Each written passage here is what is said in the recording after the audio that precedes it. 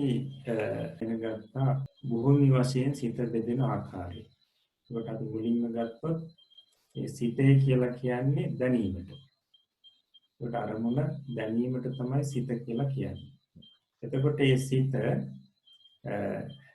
මේ භූමි වශයෙන් නැත්නම් උපදින භූමි අනුරූපීව හතරකට බෙදුවා. මුලින්. ඒකට කාමාවචර සිත, රූපාවචර සිත, අරූපාවචර සිත, ලෝකෝත්තර සිත කියලා. ඒකට කාමාවචර සිත 54 ආකාරයි කියලා කිව්වා. රූපාවචර සිත 15 ආකාරයි කියලා කිව්වා. ඊළඟට අරූපාවචර සිත 12 ආකාරයි. ඊළඟට ලෝකෝත්තර සිත කෙටි ක්‍රමයෙන් නම් 8 ආකාරයි, දීර්ඝ ක්‍රමයෙන් නම් 40 ආකාරයි. එතකොට දැන් අපිට මේ පාඩමේ ඉගෙන ගන්න තියෙන්නේ කාමාවචර සිත් 54 ගැන. එතකොට කාමාවචර සිත් 54ක් කියලා අපි මුල් පාඩමේ පැහැදිලි කරගත්තට ගාන දැනගත්තට අපි මොන සිද්ද කියලා පැහැදිලි කරගත්තේ නැහැ. ඒකට මේ පාඩමේ ඉඳලා මේ කාමාවචර සිත් 54 ගැන එකින් එක පැහැදිලි කරනවා. එතකොට කාමාවචර සිත් කියලා කිව්වේ කාම භූමියේ බොහෝසෙයින් පහළ වෙන සිත් වලට. කාම භූමියේ බොහෝසෙයින් පහළ වෙන සිත්. එතකොට කාම භූමිය කියලා කිව්වේ සතර අපාය, මනුෂ්‍ය ලෝකය, දිව්‍ය ලෝක 6 කියන මේ 11 භූමියද. 11 භූමියේ බොහෝසෙයින් පහළ වෙන සිත් කාමාවචර සිතයි. ඒ කාමාවචර සිත 54 ආකාරයි. නැත්නම් කාමාවචර සිත් 54ක් තියෙනවා. හොඳයි. මේක පැහැදිලි කරනවා අකුසල් සිත් 12, අහේතුක සිත් 18, කාමාවචර සෝබන සිත් 24යි, කාමාවචර සිත් 50කි. ඒතර කාමාවචර සිත් 54 කොහොමද බෙදෙන්නේ? අකුසල් සිත් 12යි. ඊළඟට අහේතුක සිත් 18යි. ඊළඟට කාම සෝබන සිත් 24යි. එතකොට මෙතන තියෙනවා 120 කියලා කියන්නේ 24ට. එතකොට අකුසල් 12යි, අකුසල් සිත් 12යි, අහේතුක 18යි. ඊට පස්සේ එතකොට 30ක් වෙනවා. ඊට පස්සේ කාම ශෝභන සිත් 24යි. එතකොට ඔක්කොම 54ක් වෙනවා. 54ක් වෙනවා. දැන් එතකොට මේ කාමාවචර සිත් 54 තුනකට බෙදලා මෙතන දැක්වා. ඊට පස්සේ ඔන්න අකුසල් සිත් 12 කියන මුල්ම එක අරගෙන මුල්ම කොටස අරගෙන ඊට පස්සේ පැහැදිලි කරනවා. එතකොට අකුසල් සිත් කියන මාතෘකාව යටතේ පැහැදිලි කරන්නේ මේ අකුසල් සිත් කියන්නේ මොනවද කියන එක. අපි අකුසල් සිත් කියලා කතා කරනවනේ. ඇයි මේවට අකුසල් සිත් කියලා කියන්නේ? ඔබට ඔන්න පැහැදිලි කරනවා යමෙකුගේ సంతානෙහි ඇති වූවොත් අනාගතේ ඔහුට අනිෂ්ට විපාක ඇති කරන්නා වූ සිත් අකුසල් සිත් නම් වේ. යමෙකුගේ సంతානෙහි මේ සිත් ඇති වුණොත් අනාගතේ ඔහුට අනිෂ්ට විපාක ඇති කරනවා. එතකොට දැන් අපිට තියෙන ප්‍රශ්නේ సంతානෙ කියන්නේ මොකක්ද කියන එක සමහරවිට ඇති ප්‍රශ්නේ.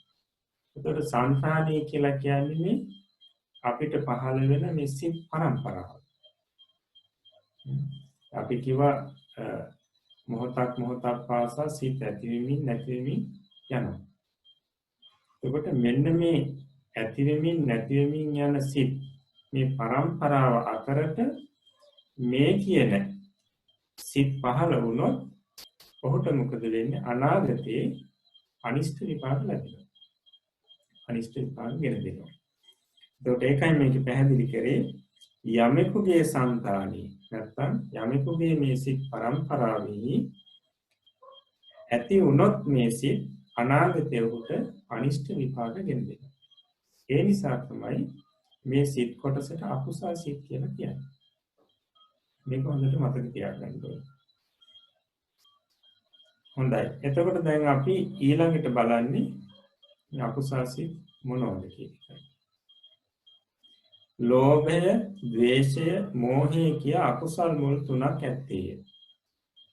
ඒ තුන චෛතසික තුනකි. ඒකට ලෝභය, ද්වේෂය, මෝහය කියලා අකුසල් මුල් නමින් තුනක් තියෙනවා. එතකොට තවත් ක්‍රමයකින් කිව්වොත් මේ කියන්නේ චෛතසික තුනක් ගැන. ඒතකොට චෛතසික කියලා කිව්වේ මොනවද අපි? සිත කියලා කියන්නේ දැනීමට, මේ දැනීමත් එක්ක පහළ වෙන සෙසු ක්‍රියාවලට කිව්වා චෛතසික කියලා. එතකොට අන්නේ බුදු ක්‍රියා තුනක් තමයි මේ ලෝභය, ද්වේෂය, මෝහය කියලා කියන්නේ. මේවට කියනවා අකුසල් මුල් කියලා. අකුසල් මුල් කියන්නේ හේතුව මොකක්ද කියන එක මම පැහැදිලි කරන්නම්.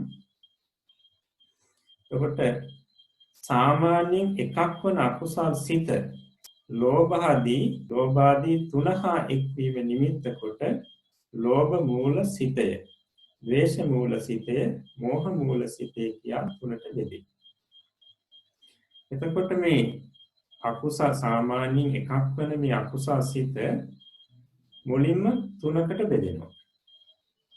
එතකොට මේ බෙදෙන්නේ මෙන්න මේ අකුසල් මුල් තුනත් එක්ක ඒක රාශී වීම අනුව. එතකොට අකුසල් සිත ලෝභයත් එක්ක ඒක රාශී වෙලා පහළ වෙනකොට අපි කියනවා ලෝභය කියන මූලයත් එක්ක එකතු වෙලා පහළ වෙනකොට අපි කියනවා ඒ සිතට ලෝභ මූල සිත කියලා. ඊළඟට ද්වේෂය නැමැති අකුසල් මුලත් එක්ක එකතු වෙලා සිත පහළ වෙනකොට අපි ඒ සිතට කියනවා ද්වේෂ මූල සිත කියලා. ඊළඟට මෝහය නැමැති අකුසල් මූලයත් එක්ක එකතු වෙලා සිත පහළ වෙනකොට ඒ සිතට කියනවා මෝහ මූල සිත කියලා. එතකොට මෙන්න මේ ක්‍රමයට සිත ලෝභ මූල සිත, ද්වේෂ මූල සිත, මෝහ මූල සිත කියලා මේ අකුසල් සිත තුනකට මුලින්ම බෙදෙනවා. එතකොට අපිට ඒක දැන් බලන්න පුළුවන් මේ කාමාවචර සිත 54 මේ බෙදීමත් ඒ වගේම අකුසල් සිත මේ ලෝභ මූල සිත, ද්වේෂ මූල සිත, මෝහ මූල සිත වශයෙන් බෙදීමක්.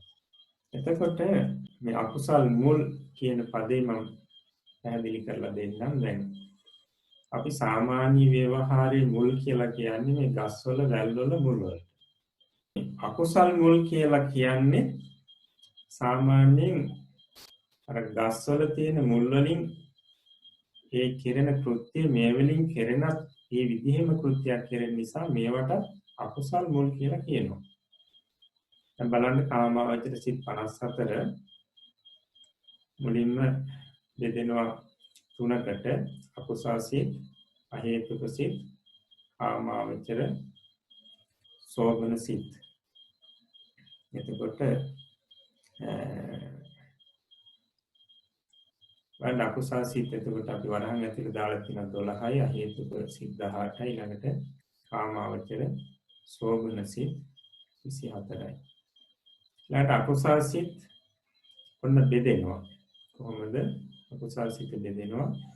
ලෝභ මූල සිත, ඊළඟට ද්වේෂ මූල සිත, ඊළඟට මෝහ මූල සිත කියලා.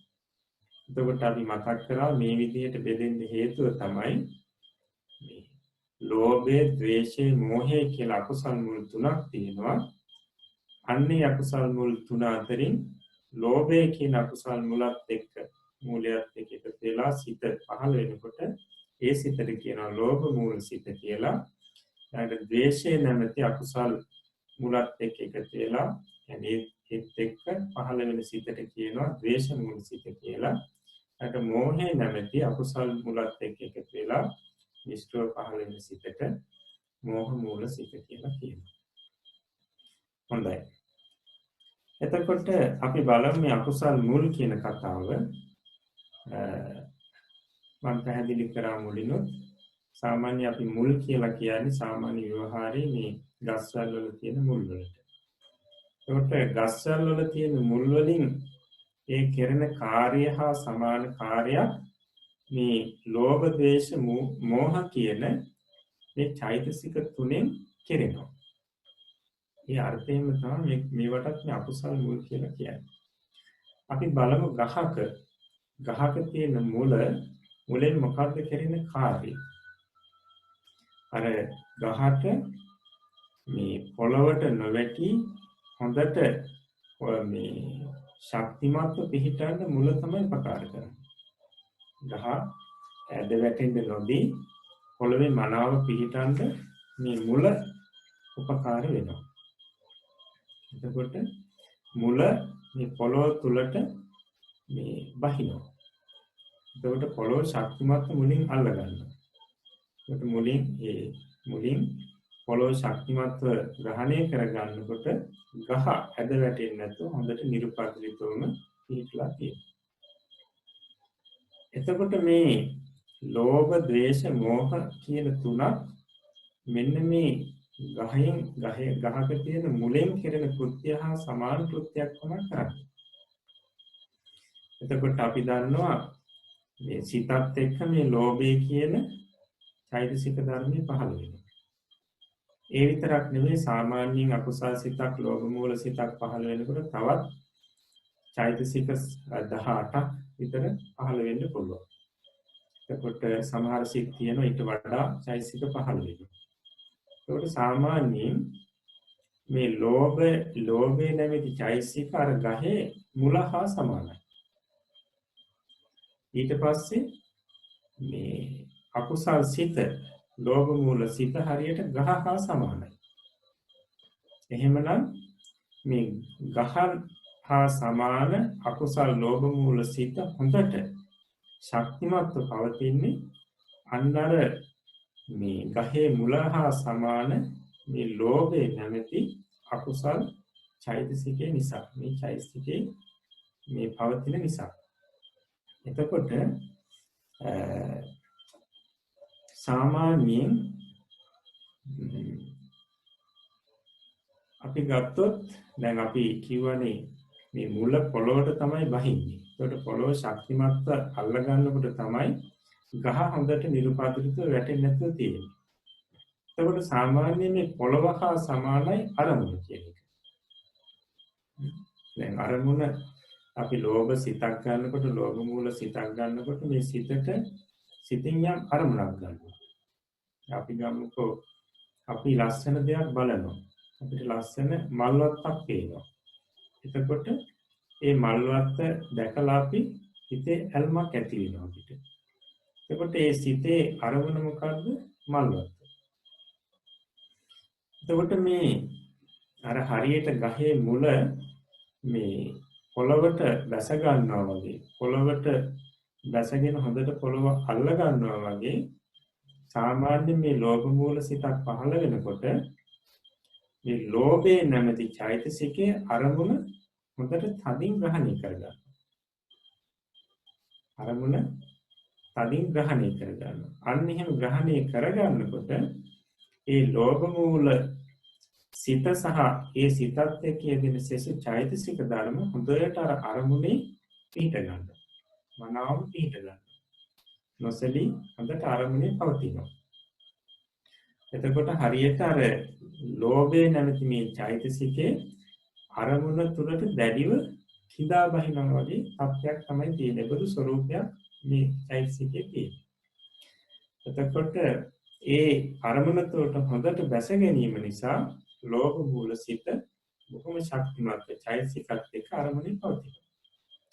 දැන් ඒක අපිට පැහැදිලි වෙනවා හොඳට. සමහරෙක් තමන් බොහොම ප්‍රිය කරන ටෙලි නාට්‍යයක් බලනවා. අන්නේ බලන අවස්ථාවේදී සමහරලාට ඒ බලන්න කලින් එයාට ඇඟේ අමාරු තිබ්බා. එහෙමත් නැත්නම් වෙන ප්‍රශ්න තිබුණා. හැබැයි අර ටෙලි නාට්‍ය බලන අවස්ථාවේදී අර වටපිටාව ගැන ගානක් නැහැ. ඊට පස්සේ ඇඟේ අසනීප ගැන ගානකුත් නැහැ. මේක ඉවරුණාට පස්සේ තමයි මෙයාට අර අසනීපකම් වටපිටාව ගැන තේරෙන්නේ. හේතුව මොකක්ද? අර ටෙලි නාට්‍ය කියන අරමුණට මේ ලෝභය නැමැති මුල හොඳට ලෝභය නැමැති චෛතසිකය හොඳට දැස ගන්නවා. දැස ගන්නකොට බාහිර වටපිටට අවධානය යොමු වෙන්නේ නැතුව හොඳට ඒ ලෝභ මූල සිත සෙසු චෛතසිකත් එක්ක අරමුණේ හොඳට පිහිටනවා. අන්න එතකොට තමයි තේරෙනවා හරියට ගහේ මුල හා සමානයි, ගහේ මුලෙන් කරන කෘත්‍ය හා සමාන කෘත්‍යයක් තමයි ලෝභ චෛතසිකේ සහ ද්වේෂ චෛතසිකයෙන් ඒ වගේම මෝහ චෛතසිකයෙන් කෙරෙන්නේ. ඒ අර්ථයෙන් තමයි මේ චෛතසික තුනට මේ අකුසල් මුල් කියලා කියන්නේ. අකුසලේ නැමැති මේ අකුසල් සිත නැමැති මේ වෘක්ෂයට මනාව අරමුණේ පිහිටන්ඩ උපකාර වෙන්නේ මෙන්න මේ අකුසල් මුල් තුන. ඒ නිසා මේ චෛතසික තුනට අකුසල් මුල් කියලා කියනවා. හොඳයි.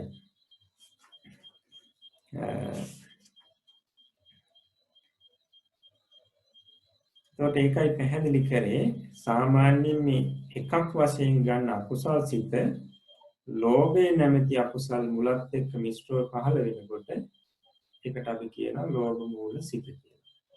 ඊළඟට ද්වේෂය නැමැති අකුසල් මුලත් එක්ක මිශ්‍රව පහළ වෙනකොට සිත ඒකට කියනවා ද්වේෂ මූල සිත කියලා. ඊළඟට මෝහය නැමැති අකුසල් මුලත් එක්ක ඒක රාශීව මිශ්‍රව සිත පහළ වෙනකොට ඒ සිතට කියනවා මෝහ මූල සිත කියලා. සාමාන්‍යයෙන් අපි දැන් මේක තමයි සරල ක්‍රමය. ඒකට මේ අකුසල් මුල් තුනෙන් සාමාන්‍ය ලෝභ මූල සිතත් එක්ක අකුසල් මුල් දෙකක් යෙදෙනවා. ඒක අපි ඉදිරියේදී පැහැදිලි කරනවා. ඒ වගේම ද්වේෂ මූල සිතත් එක්ක අකුසල් මුල් දෙකක් යෙදෙනවා. මෝහ මූල සිතත් එක්ක යෙදෙන්නේ එක අකුසල් මුලක්. ඒකට ලෝභ මූල සිතත් එක්ක ලෝභය නැමැති අකුසල් මුලක් ඊට පස්සේ මෝහය නැමැති අකුසල් මුලක් යෙදෙනවා. ඊළඟට ද්වේෂ මූල සිතත් එක්ක ද්වේෂය නැමැති අකුසල් මුලක් මෝහය නැමැති අකුසල් මුලක් කියන දෙක යෙදෙනවා. මෝහ මූල සිතත් එක්ක යෙදෙන්නේ මෝහය නැමැති අකුසල් මුල පමණයි. දැන් අහලා ඇති පිරිස මේ සෑම අකුසලයකටම මුල වෙන්නේ මෝහය කියලා. දැන් මෝහය නිසා තමයි අකුසල් සිත් පහළ වෙන්නේ කියලා අහලා ඇති. එතකොට මේ ලෝභ මූල සිතෙත්, ද්වේෂ මූල සිතෙත්, මෝහ මූල සිතෙත් කියන මේ තුනේම මෝහය කියන අකුසල් මුල යෙදෙනවා. නමුත් ලෝභ මූල සිතේදී බලවත් වෙන්නේ ලෝභය කියන අකුසල් මුල. ලෝභය කියන අකුසල් මුල තමයි ලෝභ මූල සිතේදී බලවත් වෙන්නේ. ද්වේෂ මූල සිතේදී බලවත් වෙන්නේ ද්වේෂය කියන අකුසල් මුල. එතකොට ඒක හරියට අර ගහක අපි ගහක් ගැන හිතුවොත් මුදුන් මුල තියෙනවා ඊට පස්සේ පැත්තකට ගියපු තවත් මුලක් තියෙනවා. එතකොට ලෝභ මූල සිතේදී හරියට මුදුන් මුල වගේ තමයි ලෝභය කියන අකුසල්. පැත්තකට ගියපු ඒ ඊළඟ මුල වගේ තමයි මෝහය. මෝහය කියන අකුසල. දේශ මූල සිතේ toy විදිහටමයි. දේශ මූල සිතේ හරියට අර ගහක මුදුන් මුල වගේ තමයි ද්වේෂය කියන අකුසල මුල. පැත්තකට හැරිලා තියෙන මුල හා සමානයි මෝහය කියන අකුසල මුල. එතකොට මෝහ මූල සිතේදී ලෝභය හෝ ද්වේෂය කියන අකුසල මුල දෙකෙන් එකක්වත් දෙන්නේ නැහැ. මෝහය කියන අකුසල් මුල පමණක් බලවත් යෙදේ. මේ කාරණාවත් මතක තියාගන්න. මෙතනදී මෝහය ගැන මතක් කරේ නැහැ. නමුත් ඒක පසුව කියනවා. මෙතනදී අර මුලින්ම සරලව කිව්වේ මේ ලෝභය නැමැති අකුසල් මුලත් එක්ක මිශ්‍රව පහළ වෙන සිත ලෝභ මූල සිතයි. ද්වේෂය නැමැති අකුසල් මුලත් එක්ක මිශ්‍රව පහළ වෙන සිත ද්වේෂ මූල සිතයි. මෝහය නැමැති අකුසල් මුලත් එක්ක මිශ්‍රව පහළ වෙන සිත මෝහ මූල සිතයි කියලා සරලව පැහැදිලි කරා. ඒකට ඒ විදිහට අපි දැනගත්තාම දැනට ප්‍රමාණවත්.